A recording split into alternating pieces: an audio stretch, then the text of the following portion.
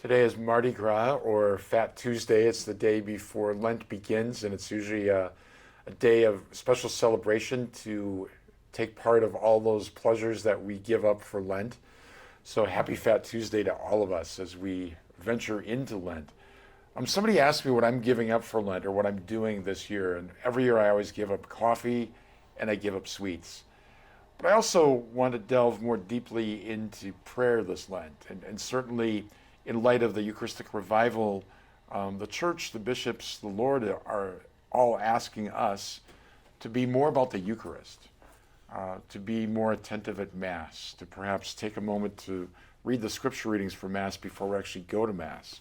We get a lot more out of them if we've meditated on them ahead of time.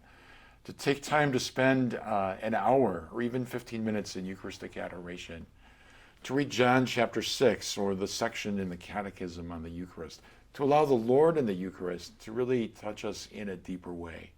It'd be a great aspiration for all of us this Lent, just to grow in our love for the Eucharistic Christ and to realize in a deeper way the tremendous treasure that the Lord has entrusted to us in giving us the Eucharist.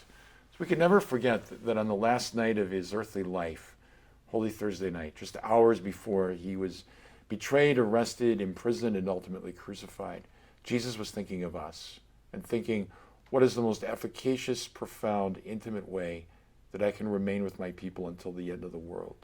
And the answer is the Eucharist. So in the Eucharist, we enter into Jesus' life, death, and resurrection. We hear God speak to us in his holy word, and we bring our gifts, our sacrifices, our prayers to the altar. And in return, we receive the Lord's sacred body. And all of that, the Lord is loving us, feeding us, and drawing us into an intimacy with himself.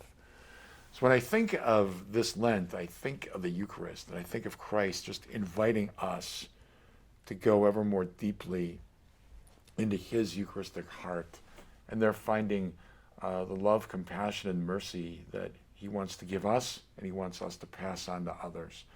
So my prayer is that as we begin Lent tomorrow, we as an entire diocese, every Catholic, will seek that path of conversion and renewal, turning away from sin, turning towards God with greater joy, hope, and conviction.